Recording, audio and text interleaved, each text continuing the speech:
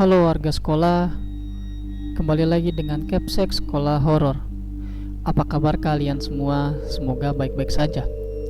Di episode Sekolah Horor kali ini menceritakan tentang teman kecil bagian kedua. Cerita ini bersumber dari akun Twitter @rianftdnt. Selamat mendengarkan.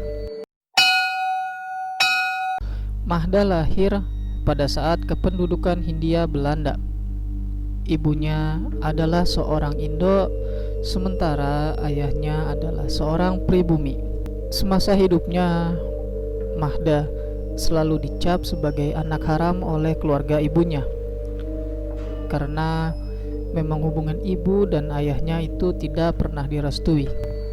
Hingga pada suatu ketika di tahun 1882, saat usianya baru menginjak 5 tahun, Mahda dan ibunya dibawa paksa oleh seorang suruhan ayah dari ibunya itu.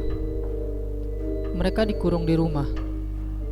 Ibunya menangis melihat Mahda disiksa. Kata kakeknya, "Ada darah anjing dalam gadis ini."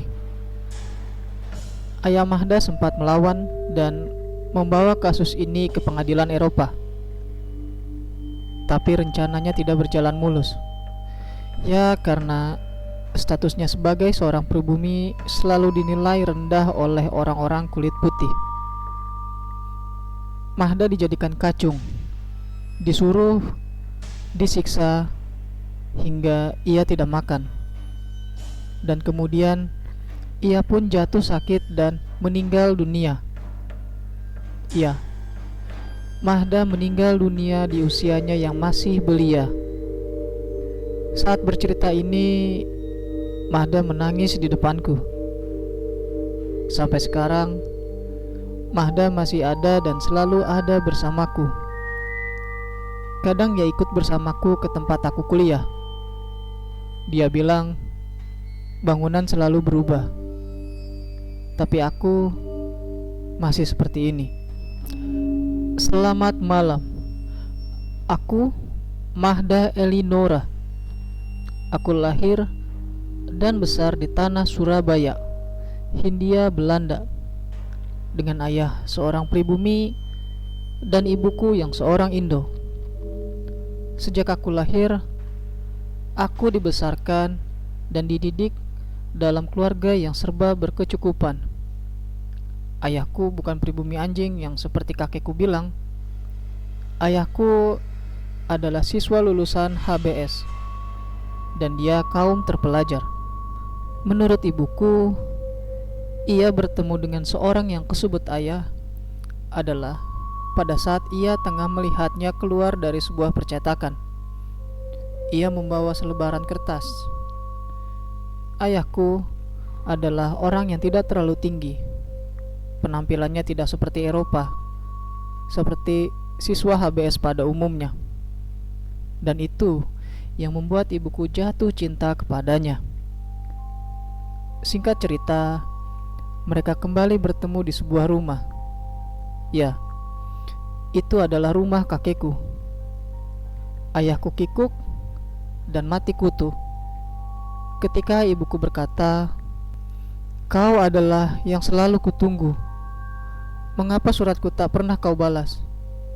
Apakah ini yang disebut sebagai kaum terpelajar?"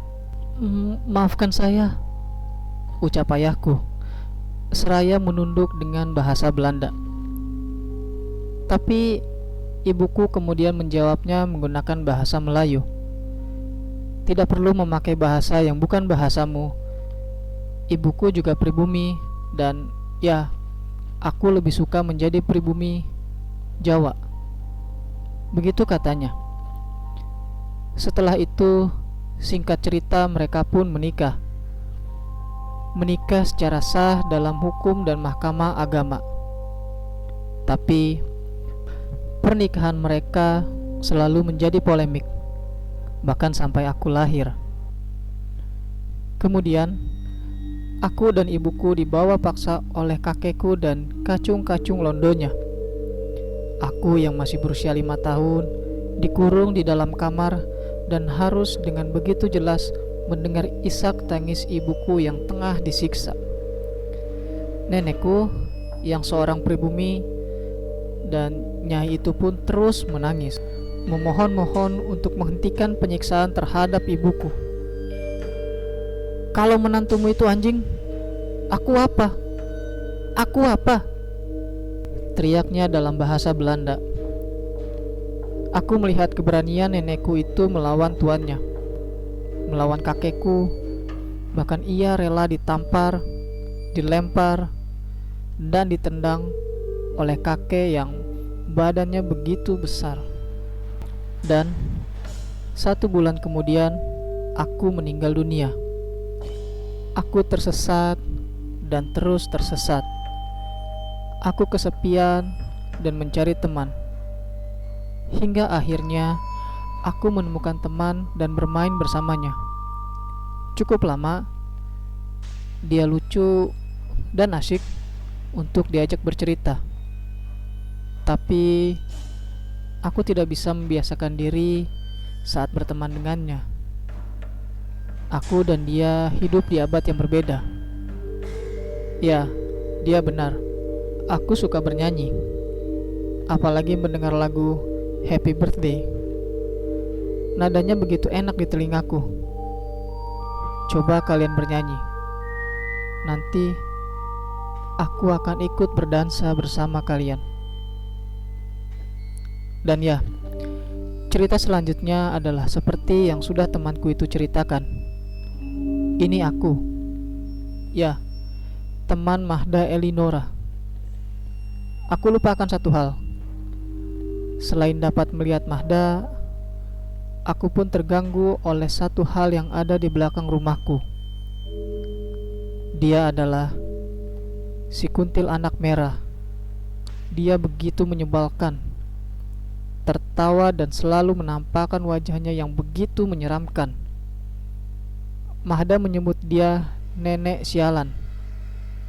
Dan nenek sialan itu tinggal di sebuah pohon mahoni. Aku senang bisa menceritakan pengalaman hororku kepada Rian. Meskipun aku belum pernah bertatap muka dengannya, tapi Rian mampu dengan begitu hebat menceritakan ini dengan begitu detail. Aku salut padanya. Apalagi ketika menulis cerita lewat kolom chat, Mahda ada di sampingku. Mahda ingin bertemu dengan Rian dan ingin mengucapkan terima kasih kepadanya. Selain si nenek sialan, di kampusku juga aku sering melihat sosok yang tinggi besar. Dia berdiam di lorong menuju lantai 2. Dia tidak begitu tua, kayaknya seumuran bapakku, dan dia cukup pendiam. Pernah sesekali aku berkomunikasi dengannya. "Mengapa ada tempat ini?"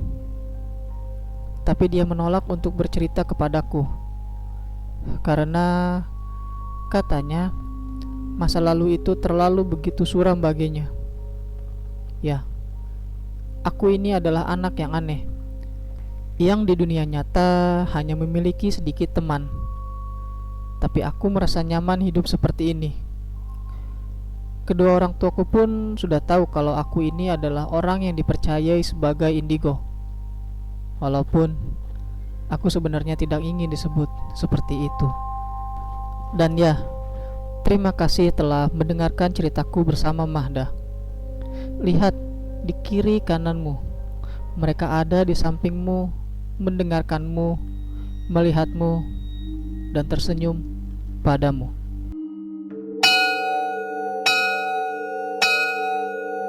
Itu dia cerita mengenai teman kecil bagian kedua.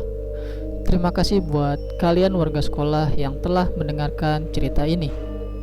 Dan terima kasih juga kepada akun Twitter @rianftdnt yang telah memberikan kami izin untuk membacakan cerita ini. Jangan lupa untuk like dan share video ini agar warga sekolah horor semakin bertambah. Dan sampai jumpa di episode berikutnya.